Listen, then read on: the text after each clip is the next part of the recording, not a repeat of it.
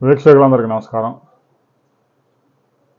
ఒక రాష్ట్రంలో కానీ దేశంలో కానీ ప్రతిపక్షం అత్యంత దారుణంగా ఉంటే ఎలా ఉంటుందో ఆంధ్రప్రదేశ్లో అదే పరిస్థితి నెలకొంది.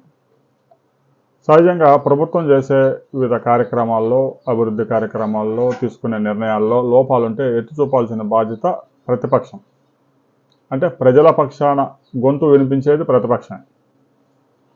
అలాంటి ప్రతిపక్షం ఆంధ్రప్రదేశ్లో గత కొంతకాలంగా కేవలం అమరావతి రాజధాని మీదే ఫోకస్ పెట్టి అమరావతి రాజధానిలో 2 లక్షల కోట్ల రూపాయల ప్రజాధనాన్ని వృధాగా పోస్తా ఉన్నారు. అమరావతి రాజధాని నయా రాయపూర్ మాదిరి గోస్ట్ సిటీలాగా మారనుంది అని హెచ్చరికలు జారీ చేస్తా ఉన్నారు.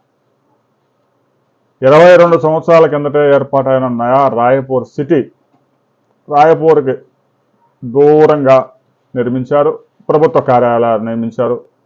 ప్రైవేట్ రంగంలో ఇన్వెస్ట్మెంట్స్ రాకపోవడం వల్ల అక్కడ జాబ్ జనరేషన్ జరగలేదు.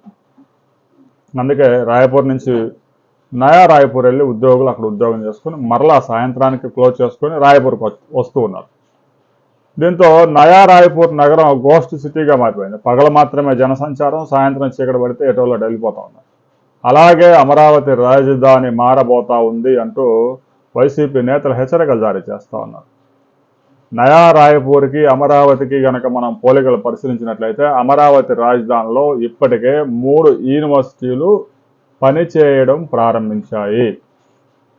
సచివాలయం పనిచేయడం ప్రారంభించింది. హైకోర్టు కార్యకలాపాలు అక్కడి నుంచే జరుగుతూ ఉన్నాయి. మరో 2 సంవత్సరాల కాలంలో ఎన్టీఆర్ క్యాన్సర్ హాస్పిటల్తో పాటు ఈఎస్ఐ హాస్పిటల్ అందుబాటులోకి రాబోతా ఉంది. మరో 2 యూనివర్సిటీలు అక్కడ వచ్చే సంవత్సరం నుంచి మొదటి బ్యాచ్ విద్యా అభ్యాసం ప్రారంభించబోతా ఉన్నాయి. ఇక బిర్లా ఇన్స్టిట్యూట్ కూడా పనులు వేగవంతం చేస్తుంది. ఒక్కసారి మౌలిక సదుపాయాలన్నీ అందుబాటులోకి వస్తే ప్రభుత్వం చేతిలో, సిఆర్డీఏ చేతిలో 5,000 ఎకరాల భూమి ఉంది. ఆ భూమి అమ్మడం ద్వారా కనీసం ఎకరా 10 కోట్లకు అమ్మినా కూడా 50,000 కోట్ల రూపాయలు ప్రస్తుతం ఉన్న రేటు ప్రకారమే రాష్ట్ర ప్రభుత్వానికి ఆదాయం వస్తుంది. ఇంకా రాబోయే రోజుల్లో భవిష్యత్తులో 20 కోట్లకు కనుక ఎకరం అక్కడ చేరితే 1,00,000 కోట్ల రూపాయలు 29 గ్రామాల్లో ప్రభుత్వానికి మిగిలిన భూమి ద్వారా ఆదాయం సమకూరుతుంది.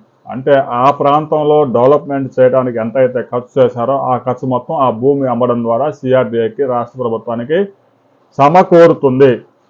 మొదటి నుంచి రాష్ట్ర ప్రభుత్వం చెప్తానే ఉంది అమరావతి రాజధాని సెల్ఫ్ సస్టైనబుల్ సిటీ అని. కానీ వైసీపీ నేతలంతా ఈ 2 లక్షల కోట్లు గనక ఉంటే బటన్లు నొక్కితే ఒక్కో కుటుంబానికి 2 లక్షల రూపాయలు వచ్చేవి అని జనాల్ని మభ్యపెడతారు. రాజధాని లేకుండా చేయాలనే ప్రయత్నాలు చేస్తూ ఉన్నారు. 2019లో అధికారంలోకి వచ్చిన 3 నెలలకే ఆంధ్రప్రదేశ్కి ఒక రాష్ట్రం ఎలా సరిపోతుంది, 5,35,00,000 జనాభా ఉన్నారు, మనకు 3 రాజధానులు ఉండాల్సిందని తుగ్లక్ రెడ్డి చేసిన ప్రయోగంతో విశాఖపట్నం రాజధాని చేయకుండా పోయారు. అమరావతిలో కనీసం డెవలప్ చేయలేదు. కర్నూలులో న్యాయ రాజధాని వచ్చేసింది అని రాయలసీమ ప్రజల్ని మభ్యపెట్టారు. ఇక 24లో జనం ఈ తుగ్లక్ మరొకసారి అధికారంలోకి వస్తే ఇక రాజధాని కాదు కదా రాష్ట్రాన్ని కూడా ఉంచేలాగా లేడు. ఒక పరిశ్రమను తీసుకొద్దాం, ఒక 1000 మందికి ఉద్యోగాలు కల్పిద్దామనే ఆలోచన లేకుండా ఎంతసేపటికి ఈడికి 5,000, వాడికి 10,000, వాడికి 15,000 బట్టలను నొక్కి నొక్కి నొక్కి 132 సార్లు నొక్కి ఏలంతా అరిగిపోయింది.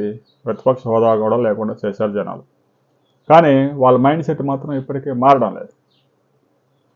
మరలా ఆ 3 రాజధానులు పోయినాయి. విశాఖపట్నం పోయింది, మచిలీపట్నం వచ్చింది. విజయవాడ రాజధాని చేశారు, గుంటూరుని రాజధాని చేశారు. మావి గన్ అంటారు. అంటే అక్షరాలన్నీ కలిపి బుట్ల వేసి తీసినట్టుగా మావిగన్ నగరాన్ని తయారు చేశారు. అధికారంలోకి రాగానే మావిగన్ బిల్లు పెట్టేద్దాం అసెంబ్లీలో. అమరావతి రాజధానిని ఇప్పటికీ వైసీపీ అంగీకరించడం లేదు. కూటమి నాయకులకి మరో 3 సంవత్సరాల సమయం ఉంది. అమరావతి రాజధానిలో మీరు ఏదైతే పూర్తి చేయాలనుకుంటారో, ఏ పని అప్పగించినా ఈ 3 సంవత్సరాల కాలంలోనే 2028 డిసెంబర్ కల్లా పూర్తి చేయాలి. ఇంకా తర్వాత ఎన్నికలు కూడా వస్తుంది, పనులు జరుగుతాయో లేదో కూడా తెలియదు. 99% చేసిన పనిని కూడా ఒకవేళ జగన్మోహన్ రెడ్డి మరొకసారి ముఖ్యమంత్రి అయితే అక్కడే వదిలేస్తారు. ఈసారి అధికారంలోకి వస్తే వదిలేయడంతో పాటు కూల్చివేతలు కూడా మొదలు పెడతారు. ఎందుకంటే అమరావతి రాజధాని మీద రైతుల మీద పగబట్టాడు. అమరావతి రాజధాని అంటే కమ్మ రాజధాని అని ముద్ర వేశారు. రాజధాని అనేది 3 సంవత్సరాల్లో 4 సంవత్సరాల్లో ఏది కాదు. కూటమి నేతలు కూడా 3 సంవత్సరాల మేము రాజధాని పూర్తి చేస్తాం అని చెప్పొద్దు. రాజధాని నిర్మాణం అనేది నిరంతర ప్రక్రియ. హైదరాబాదు ఈరోజు ఈ స్థాయికి చేరింది అంటే దానికి 400 సంవత్సరాల చరిత్ర ఉంది. ముందు మౌలిక సదుపాయాలు కల్పించుకుంటే దానికి సమయం వచ్చినప్పుడు ఏదో ఒక ఇండస్ట్రీ పెద్ద ఎత్తున డెవలప్ అవుతుంది. ఐటీ ఇండస్ట్రీ విస్తరణకు పెద్దగా అవకాశాలు లేకపోయినా కూడా ఆర్టిఫిషియల్ ఇంటెలిజెన్స్ కానీ, చాట్ జీపీటీ కానీ, క్వాంటమ్ కంప్యూటింగ్ కానీ ఏదో ఒక రంగం వస్తుంది. ఒక రంగం దెబ్బతినిపోయిన తర్వాత ఇంకొక రంగం కొత్తగా మార్కెట్లో వస్తుంది. ఐటీ ఇండస్ట్రీ లేకముందు హైదరాబాద్ అంతా ఫార్మా కంపెనీలు, కాలుష్యం. ఐటీ ఇండస్ట్రీ వచ్చిన తర్వాత ఫార్మా కంపెనీలన్నీ సముద్ర తీరాలకు వెళ్ళిపోయాయి ఆంధ్రప్రదేశ్లో. హైదరాబాద్ అంటే ఐటీ హబ్గా తయారైంది. అమరావతి రాజధాని కూడా ఒక మంచి అవకాశం వచ్చింది. మౌలిక సదుపాయాలు మాత్రం తప్పనిసరిగా ఉండాలి. మౌలిక సదుపాయాలు లేకుండా ఏ నగరం డెవలప్ కాదు. 2 లక్షల కోట్లు ఖర్చు పెట్టినా, 3 లక్షల కోట్లు ఖర్చు పెట్టినా ఎక్కడికి పోవు. ప్రభుత్వం ఆస్తి కనిపిస్తూనే ఉంటుంది, ఎక్కడికి పోదు.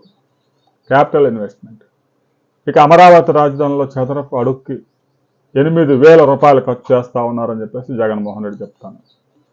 తెలంగాణలో సచివాలయ నిర్మాణానికి చదరపు అడుక్కి 12,000 రూపాయలు ఖర్చు పెట్టారు. ఢిల్లీలో నూతనంగా పార్లమెంటు సెక్రటేరియట్ నిర్మాణానికి చదరపు అడుక్కి 12,000 రూపాయలు ఖర్చు అయింది. వాటితో పోల్చుకుంటే అమరావతి రాజధాని నిర్మాణంలో చేసిన వ్యయం 8,000 రూపాయలు మాత్రమే, చాలా తక్కువ. రాబోయే రోజుల్లో కూడా అమరావతిలో వేగంగా జరుగుతున్న పనులను అడ్డుకునేందుకు వైసీపీ నేతలు రకరకాల కుట్రలు పన్నుతూ ఉన్నారు. ఈ వేగం ఇలాగే కొనసాగితే 2028 డిసెంబర్ నాటికి అమరావతి రాజధానిలో మౌలిక సదుపాయాలతో పాటుగా ప్రభుత్వ భవనాల నిర్మాణం పూర్తవుతుంది. ఇక ప్రైవేట్ ఇన్వెస్టర్లు ఒక్కసారిగా ఎవరు పిలిచినా కూడా రారు. వాళ్ళకుండే బర్డెన్స్, హర్డిల్స్ రకరకాలు ఉంటాయి. 1000 కోట్ల ఇన్వెస్ట్మెంట్స్ తీసుకొచ్చి అమరావతి రాజధానిలో పెడితే భవిష్యత్తులో జగన్మోహన్ రెడ్డి వస్తే మనం పెట్టిన ఇన్వెస్ట్మెంట్ దగ్గరికి, మనం పెట్టిన బిల్డింగ్ దగ్గరికి వెళ్ళడానికి కూడా దారి లేకుండా తొవ్వేస్తాడు అనే భయాలు ఉన్నాయి. ఎందుకంటే విట్ యూనివర్సిటీ వాళ్ళని ఎలా వేధించారో 2019 నుంచి 2024 దాకా యూనివర్సిటీ యాజమాన్యాన్ని అడిగినా చెప్తారు, స్టూడెంట్స్ని అడిగినా కూడా చెప్తారు. కనీసం యూనివర్సిటీకి బస్సుల్లో వెళ్ళడానికి రావడానికి ఉన్న రోడ్లో కంప కూడా పీకకపోగా యూనివర్సిటీ యాజమాన్యం మేమే వాడిని సరి చేసుకుంటామన్నా కూడా వాళ్ళకి అనుమతి ఇవ్వలేదు. నానా బాధలు పడ్డారు. 600 కోట్ల రూపాయలు ఇన్వెస్ట్ చేసి వదిలేసి వెళ్ళిపోలేక, ముందుకు వెళ్ళలేక 5 సంవత్సరాలు రైతులతో పాటు ఆ ఇన్వెస్ట్మెంట్స్ పెట్టిన వాళ్ళు కూడా నానా బాధలు పడ్డారు. ఇప్పుడు కూడా అమరావతి రాజధానిలో ఇన్వెస్ట్ చేయడానికి ఎవరు గబాలను ముందుకు కావడం లేదు.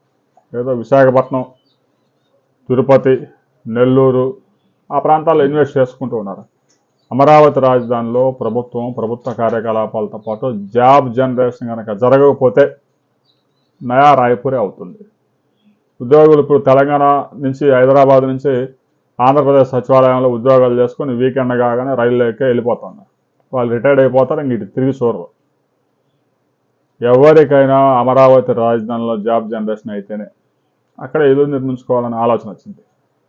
అసలు అక్కడ ఉద్యోగాలు చేసే వాళ్ళంతా తెలంగాణ నుంచి హైదరాబాద్లో సెటిల్ అయిన వాళ్ళంతా సచివాలయంలో ఉద్యోగాలు చేస్తూ ఉన్నారు. సాయంత్రానికి శుక్రవారం కాగానే సర్దుకొని బ్యాగ్ హైదరాబాద్కి జంప్ అయిపోతూ ఉన్నారు. 40 సంవత్సరాల్లో దాదాపు సగం మంది రిటైర్డ్ అయిపోతారు. ఇమీడియట్గా అమరావతి రాజధానిలో జాబ్ జనరేషన్ చేసే వైద్యం కానీ, పర్యాటకం కానీ, ఏ రంగమైనా జాబ్ జనరేషన్ కనుక చేయకపోతే, కనీసం అమరావతి రాజధానిలో 5 లక్షల ఉద్యోగాలు కనుక క్రియేట్ చేయకపోతే అమరావతి రాజధాని నయా రాయపూర్ని మించిపోయే అవకాశం ఉంది. ఇంకా అదృష్టం కొద్దీ అమరావతి రాజధానిలో చాలా గ్రామాలు ఉన్నాయి కాబట్టి జనసంచారం ఉంది.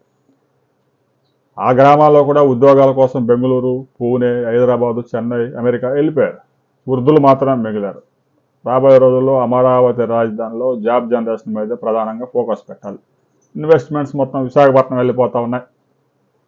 విశాఖపట్నాన్ని జగన్మోహన్ రెడ్డి 3 రాజధానులు ఒక రాజధానిగా ప్రకటిస్తే చంద్రబాబు నాయుడు వచ్చిన తర్వాత పూర్తిగా విశాఖపట్నాన్ని రాజధానిగా చేసి ఇన్వెస్ట్మెంట్స్ మొత్తం అక్కడే పెడుతున్నారనే విమర్శలు కూడా ఉన్నాయి. అమరావతి రాజధానిలో ఇప్పటికిప్పటికి ఇమీడియట్గా ఇన్వెస్ట్మెంట్ చేయడానికి మౌలిక సదుపాయాలు ఇంకా లేవు కాబట్టి కొంత వెనకడుగు వేస్తూ ఉన్నారు. మరో ఏడాది కాలంలో ట్రంక్ రోడ్ల నిర్మాణం మొత్తం పూర్తవుతుంది. ఆ తర్వాత పెద్ద ఎత్తున ఇన్వెస్ట్మెంట్స్ వచ్చే అవకాశం ఉంది. అందులో ఎలాంటి అనుమానం లేదు. అయితే రాబోయే 3 సంవత్సరాల్లో ఎన్ని ఉద్యోగాలు వస్తాయి, మరొకసారి అవకాశం వస్తే అమరావతి రాజధాని ఫుల్ ఫ్లెజ్డ్గా డెవలప్ చేయడానికి కూడా అవకాశం ఉంటుంది.